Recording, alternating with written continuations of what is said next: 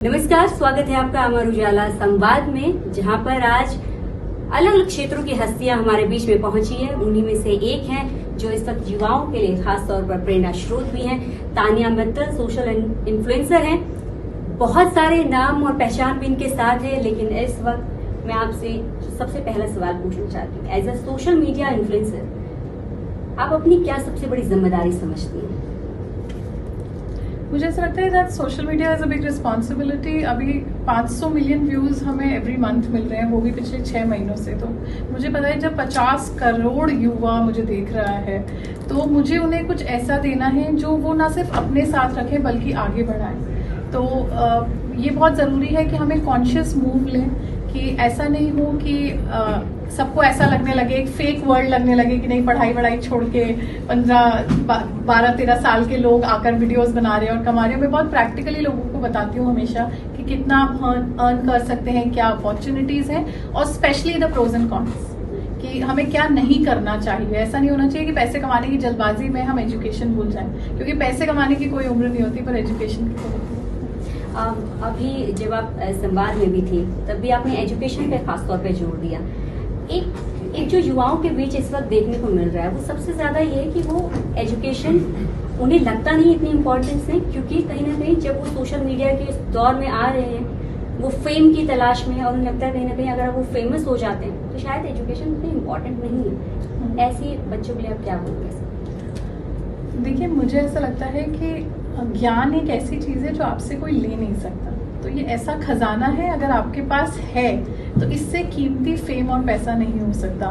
Fame और पैसा बहुत छोटी चीज़ें हैं, ये वक्त के साथ सबके पास आ जाती हैं, पर एजुकेशन वो मेहनत से आती है। एंड आई थिंक उसकी एक बहुत कंस्ट्रेंट एज है कि आपको स्कूल जाना है, कॉलेज जाना है, उसको कभी ब्रेक नहीं करना चाहिए। मुझे लगता है इसके लिए बल्कि नॉर्म्स होने चाहिए कि इन्फ्लुएंसर बनने के लिए भी इतनी पढ़ाई करो, उसके बाद बनो।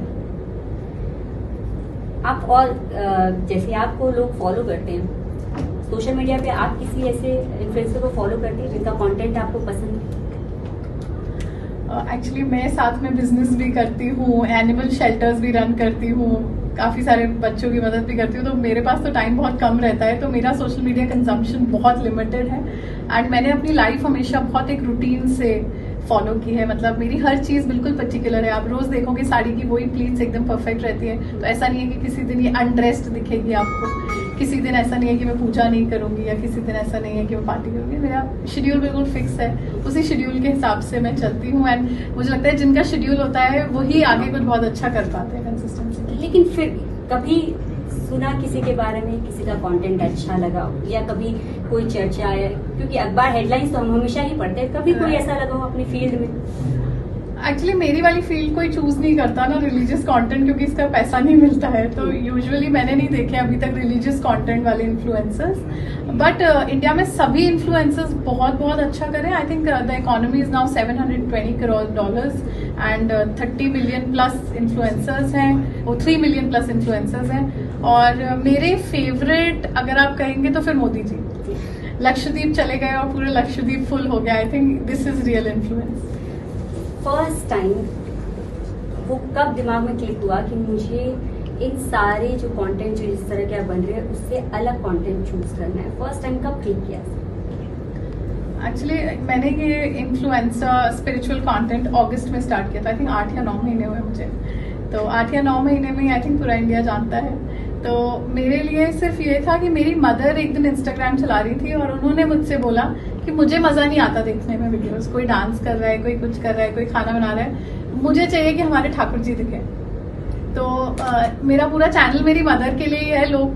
लोगों के बड़े एक्सपेक्टेशंस रहते हैं, बट कंस्ट्रेंट मेरा चैनल मेरी माँ के लिए है कि वो जब रात को खोलती है तो वो सिर्फ मुझे देखती हैं और उनको भगवान दिखते हैं, कहानियाँ दिखती हैं, अलग अलग शहरों में माताओं के मंदिर दिखते हैं, और वो क्योंकि घर के बाहर कम निकलती है तो उन्हें सबके दर्शन हो जाते हैं। तो यही मेरा मेन मोटिव है। एक चीज और कि आप साड़ी में बहुत खूबसूरत लग रही हैं। Thank you. और यूजली आप इसी अटायर को हमेशा से रखती हैं। साड़ी को लेके कोई खास लगाव है किसी भी से? हालांकि अगर हम अपनी भारतीय संस्कृति में देखें तो हमेशा से साड़ी को ही हमने प्रमोट किया है। जब आज वेस्टर्न कल्चर को पूरी दुनिया अडॉप्ट कर रही है, ऐसे में इस अटायर के साथ रहना, खुद को प्रेजेंट करना कैसे देखती हैं? देखिए, देखिए, मेरा इन्फ्लुएंसर बनने का एक कारण यही था ना कि मैं वो करूँ जो कोई ना कर पाए। अब रोज साड़ी तो आजकल के बच्चे नहीं पहन सकते। आप इस एज में जब आपको ऐसा लगता है कि हमें कूल बनना चाहिए, वैसे आई वाज इन दुबई, मतलब जितने ट्रिप्स होते हैं मैं दुबई में भी साड़ी में घूमती हूँ। एंड लोग आके पूछते थे, रिकॉग्नाइज यू। सिंगापुर में थे, लोग पूछ रहे you're an Indian, you're an Indian, and this is the last piece of Indian garment left in the history. मतलब पूरी हिस्ट्री उठा के देख लो, साड़ी आखिरी बची है जो हम पहनते हैं, उसके अलावा हम कुछ नहीं पहन रहे हैं पुराना। तो मेरी तो ये जिम्मेदारी है कि जितने लोगों को पहना सकती हूँ पहनाऊँ, इसलिए मैंने सारी फैक्ट्रियाँ भी साड़ियों की लगाई हैं। हम 7 कंट्रीज में एक्सपोर्ट कर रहे हैं, सबको ही साड़ियाँ पहनवा रहे हैं। तो साड़ी के प्रति ये जो लगाव है, ये किसी स्पेसिफिक मोमेंट की वजह से हुआ या मदर को देखे हुआ या कैसे? मेरी बड़ी मामी साड़ी पहनती थी। मेरी मदर तो वेस्टर्न पहनती है, पर मेरी बड़ी मामी कोविड में नहीं रही हमारे बीच, तो वो मेरे लिए भगवान थी। मतलब मैं मंदिर में भगवान को उतना नहीं मानती होंगी जितना मैं अपनी बड़ी मामी को मानती थी। एंड वो साड़ी पहनती थी और उन्हीं के जाने के बाद मैंने सब कुछ किया। उन्हीं की साड़ियाँ पहनी कई दिन तक। और मतलब मैं, आज लोग मुझसे पूछते हैं आप इतने सॉफ्ट कैसे हो, इतने लविंग कैसे हो।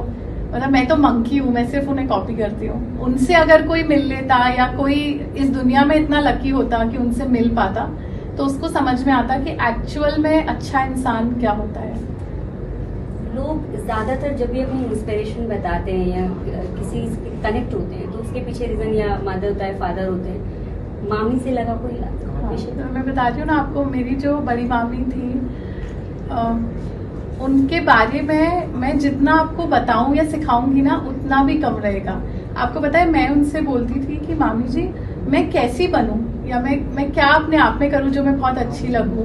तो वो मुझसे ये बोलती थी कि अपने आप को ऐसा रखना कि कोई इंसान कितना भी तकलीफ में हो, तुम्हारा चेहरा देखकर वो अपना दर्द भूल जाए और सब कुछ तुम्हारे ऊपर डालती कि मामी जी मैं कैसी बनूं या मैं क्या अपने आप में करूं जो मैं बहुत अच्छी लगूं। तो वो मुझसे ये बोलती थी कि अपने आप को ऐसा रखना कि कोई इंसान कितना भी तकलीफ में हो, तुम्हारा चेहरा देखकर वो अपना दर्द भूल जाए और सब कुछ तुम्हारे ऊपर डाल दे। और हमेशा अपना दिल इतना बड़ा रखना, अपना घर हमेशा इतना खुला रखना कि तुम कितने भी लोगों को खिला पाओ, कितने भी लोगों के सपने पूरे कर पाओ।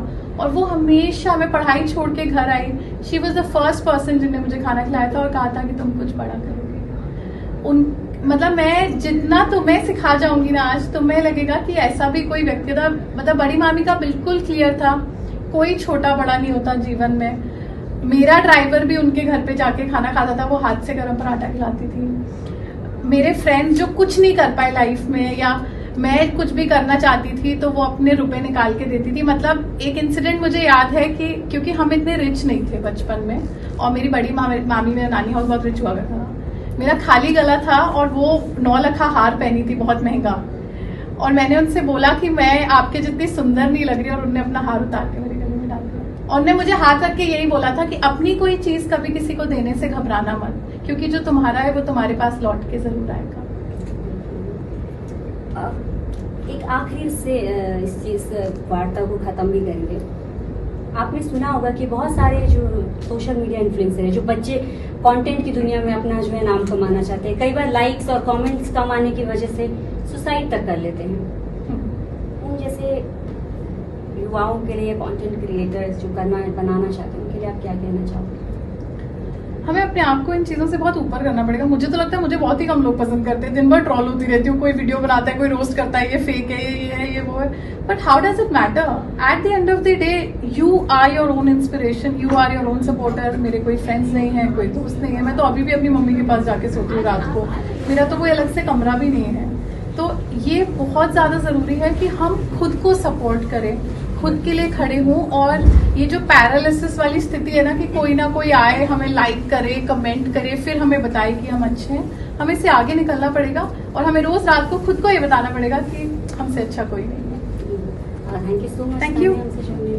अगर आप ये वीडियो YouTube पर देख रहे हैं तो हमारे चैनल को सब्सक्राइब करें और बेल आइकन को दबाना ना भूलें। अगर आप Facebook पर ये वीडियो देख रहे हैं तो हमारे पेज को लाइक करें।